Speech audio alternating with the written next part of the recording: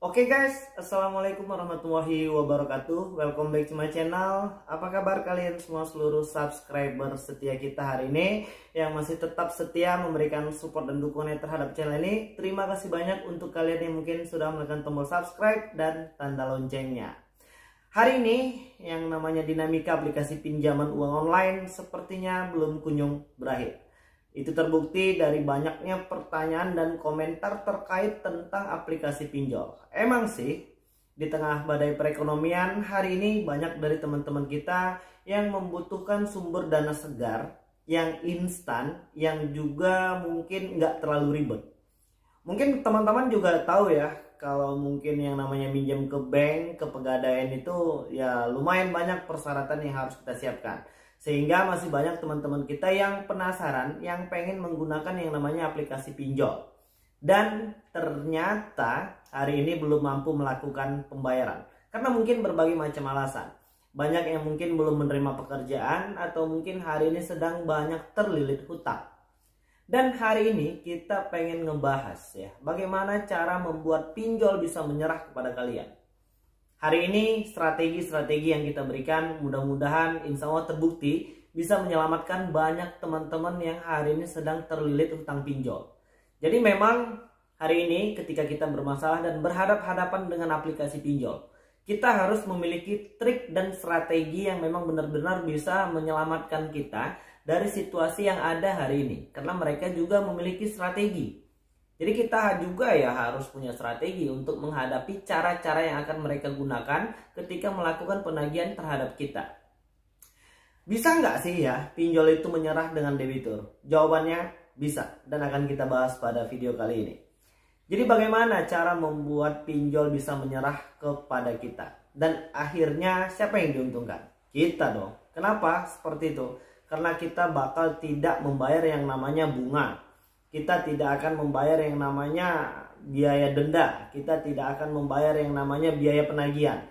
Dan yang lucunya hari ini setiap kalian ditagih sama aplikasi pinjol, ya mungkin aplikasi A, B, dan C, mereka akan membebankan biaya penagihan itu kepada debitur. Jelas ini bakal tambah rumit ya. Karena untuk membayar yang pokok saja hari ini kita sudah cukup lumayan pusing 7 keliling. Dan ditambah lagi biaya denda, bunga ini itu segala macam pasti jumlahnya bakal nambah terus. Dan itu salah satu teknik dan strategi mereka supaya kalian pusing. Kalian akan terus memikirkan banyaknya jumlah tagihan bunga, denda, ini itu segala macam. Sehingga memecah konsentrasi kita untuk bisa menyelesaikan masalah ini.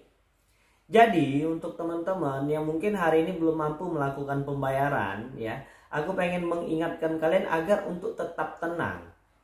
Itu kunci awalnya. Jadi kalau seandainya kalian terus-terusan gerusak-gerusuk kemari, terus-terusan memikirkan jumlah biaya denda, bunga, tagihan ini itu segala macam, ya bakal nggak kelar ya. Bakal kita akan masuk lagi ke dalam lembah yang membuat kita tambah pusing. Apa itu ya? Udah pasti kita akan mencari gali lubang tutup lubang. Mungkin kita akan memikirkan ya bagaimana kalau seandainya mereka terus-terusan menagih, kita pasti udah pusing. Di video yang sebelumnya kita udah jelaskan itu bagian dari strategi mereka. Mereka akan terus tagih dengan puluhan nomor baru, dengan bahasa-bahasa yang mungkin membuat kalian nyesek ya, itu bagian dari strategi mereka. Dan sekarang kita juga pengen membangun sebuah strategi bagaimana caranya agar pinjol itu menyerah. Berdasarkan pengalaman pribadi dan berdasarkan pengakuan dari teman-teman. Bahkan mungkin teman-teman juga punya pengalaman yang sama hari ini. Ketika kalian mendapatkan tawaran hanya membayar tagihan pokok saja. Inilah yang mau akan kita bicarakan pada video kali ini. Bagaimana caranya agar kita hanya bisa disuruh untuk membayar tagihan pokok saja. Dan apa yang harus kita lakukan ketika hal ini terjadi kepada kita. Jadi untuk kawan-kawan, di awal tadi kita udah ngasih tahu ya, agar untuk tetap tenang terlebih dahulu. Nanti seiring berjalannya waktu, ketika kalian memang belum mampu untuk melakukan pembayaran, maka mereka akan memberikan kalian kesempatan untuk hanya membayar tagihan sejumlah pokoknya saja. Jadi kalau seandainya kalian menerima uangnya 1 juta, kita hanya membayar uang 1 juta.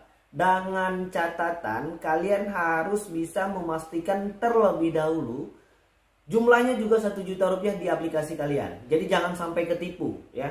nanti ada tawaran yang seperti ini, tapi jumlah mereka, kita sebagai debitur yang hari ini belum mampu melakukan pembayaran karena merasa beruntung, jadi tidak hati-hati. Jadi harus hati-hati bagaimana caranya ketika kalian mendapatkan tawaran hanya untuk membayar sejumlah pokoknya saja, kalian harus juga memastikan jumlah tagihan yang ada di aplikasi harus sama dengan yang akan kita bayarkan.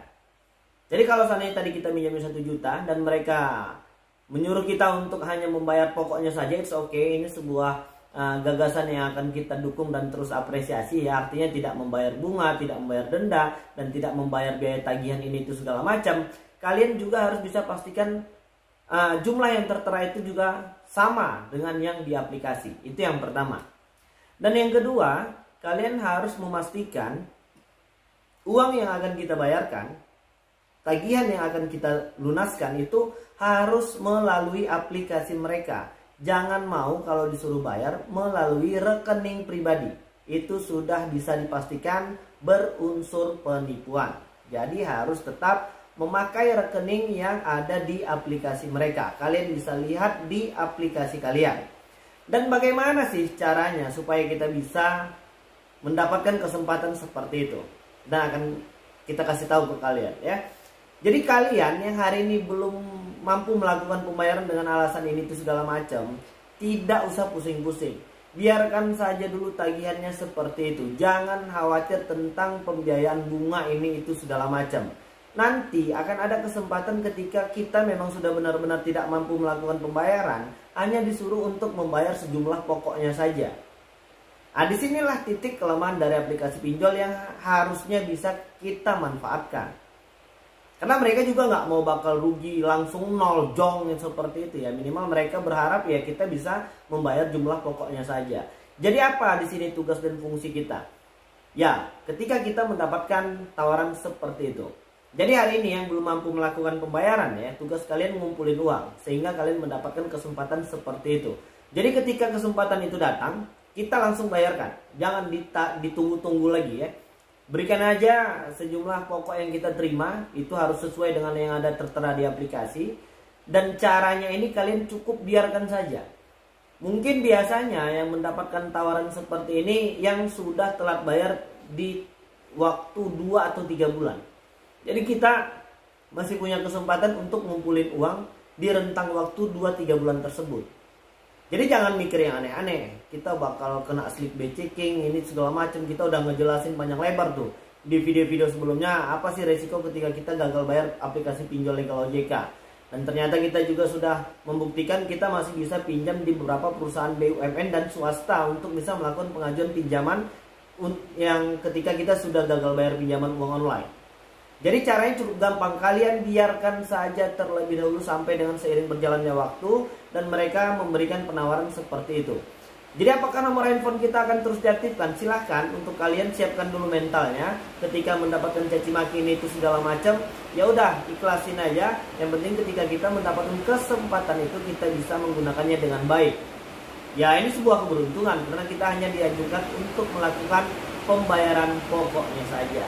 Oke, jadi mungkin video ini bermanfaat ya. Jadi kalian biarkan saja ketika kalian hari ini sedang punya utang, seiring berjalannya waktu mereka akan memberikan penawaran untuk pembayaran sejumlah pokoknya saja. Oke guys, jadi mungkin itu dulu yang bisa saya sampaikan. Gua takut untuk panjang lebar karena di sini sudah hujan, nanti suaranya juga nggak jelas. Dan mudah-mudahan video ini bermanfaat. Dan sebelumnya aku pengen mendoakan kalian dulu harus tetap dalam keadaan sehat walafiat, itu yang terpenting. Karena ketika kita sehat, ketika kita bisa berpikir dengan jernih, maka semua masalah ini akan teratasi dengan baik. Tapi ketika kalian gerusak-gerusuk ke sana kemari dan masih sibuk untuk mencari dana talangan ini itu segala macam dengan cara menggadaikan barang dan gali lubang tutup lubang, sudah bisa dipastikan kalian akan pusing, meriang, 7 keliling. Oke, jadi mungkin itu dulu yang bisa saya sampaikan. Assalamualaikum warahmatullahi wabarakatuh.